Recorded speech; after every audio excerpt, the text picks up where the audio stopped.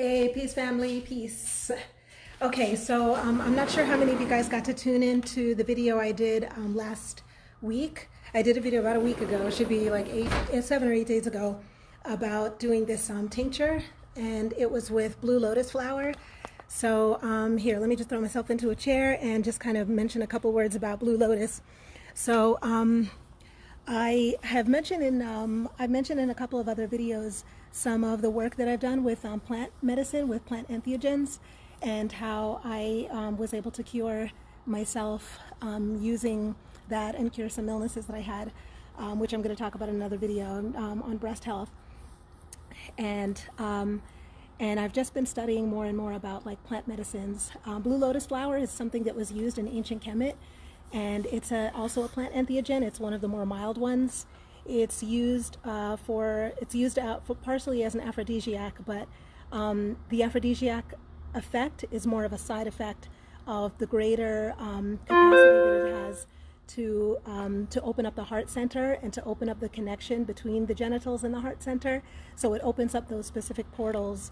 So I think that it would probably be a really good plant medicine to use for somebody who either has experienced sexual trauma in the past or has just been numb, has their portals have become numb because of all the over sexualization of everything in our society. And so I'm curious to use the blue lotus flower like in that capacity. I've used it before, and the first time I made it, I had just heard about blue lotus, and so I went and looked it up on the internet, and I found some and I purchased it, and I made it into a tea. And apparently a tea is not the best way that you can make that you can use it.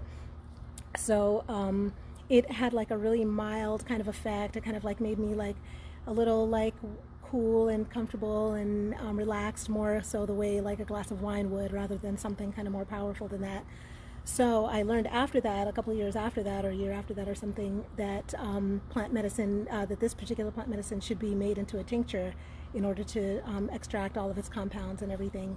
So last week I did a video showing how to make the blue lotus flower, and I put it into a jar, and so you can go back and find that video if you're interested. But today it's ready, so let's go ahead and take this out, and I'm going to tag those who asked to be kept up to date on how this goes. So I've got the jar out here. I had it under some, oops, here, let me flip my camera around if I'm able. I'm not sure. Oh, I'm so backwards on these things. Here it is. So yeah, so right over there, I had, in the other side of the garden there, I had it tucked up under the bushes so that the bushes could take good care of it for me and feed it the proper energy and stuff like that while it was brewing. And for the last few days, I moved it over here. I put it on this, I put it right out here in the direct sunlight so that it could receive that sun energy as it was working. So it's definitely ready now. And again, if you go back and look at the other video, you can see how it looks.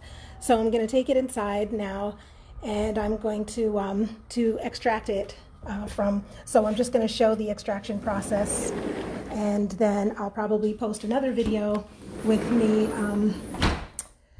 me taking some, because I'd like to share kind of like what the journey looks like. So I'm just going to set this up right over here. Hopefully this is like all clear, and I'm just doing something really basic to get this done. I'm going to use a tea or a coffee, something that's used, just to for the coffee, and just put a coffee strainer in there and pour it through. So, and then once it's been drained out of here, I'm going to go ahead and put it, and just so you know that all tinctures in general should be stored in a brown bottle. Once you've made anything with herbs, it's best to store it in a dark container, like so a dark blue or a dark brown container, so that the sunlight, because after it's been made, then the sunlight can affect how it functions. So I may need to go and get some help in opening this container because now that it's been closed so tight for a week in the sunlight, it seems to not want to open up for me. So here I go. I'm going to swing on out here, and I'm going to ask my beloved to open up this jar for me. So could you open this for me? So yeah, so this is not exactly the part of the video I wanted to be showing. Thank you. But here we go. That's what live looks like anyway. It's always good to have a handy person with strong hands around you when you're getting these things done. There we go. All right, back in place.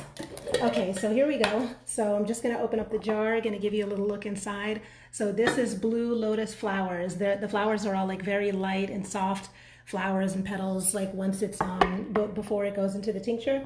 But after that, it is like a brown. It's kind of, you know, as the color, as the essences of it leak out, the color also comes out. So this process is going to take a little while, so I won't leave the video on for the entire thing. I just wanted to kind of like update you guys on what's happening here. So this has been out in the sun for 7 days, and it's been soaking through a grain alcohol, through like a pure grain alcohol. Oh, sorry, brother. This is blue lotus flower. So once the video is finished playing, if you go back to the beginning of it, and I'm just discussing some things about blue lotus flower and about its function and its use.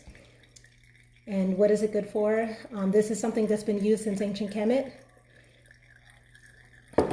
And it helps up to open portals. So there are different plant medicines that are used for different purposes, and because they open up different portals in our body. So we have portals all over that connect with different things. The most common portals that people know about are the chakras. Chakras are energy centers that allow energy in and out, the same way like our skin breathes and our lungs breathe. All of these different portals on our body allow energy in and allow energy out. And because each portal has its own specific vibrational frequency, opening up different portals will give different effects to your spiritual development, to your energy, to your belief system, to your path, to your path and your process. So it's a good thing to become aware of portals, of what your portals are in the body in the first place, and then how to activate each portal, and then also how to, like, what the conversation is between the portal inside you and the outside world, and that's an interdimensional outside world. So here we go. So I'm gonna get a spoon, and then, oops, as long as I can let that sit there. Yeah, let me grab a spoon. And I'm just gonna help this out by just kind of like mashing it down a little, helping it go through and drain. And like I said, this is going to take a little while, so I'll post another video a little later on once the tincture is complete. I just wanted to share the unveiling process with everybody. So I'm going to let it drain out into here until it's done. It's draining really slowly, so it's probably going to be another maybe 30 minutes or so before it's completely drained. And once it is totally drained, I'm going to put this into a container. So you want to put it into a sterile container and seal it.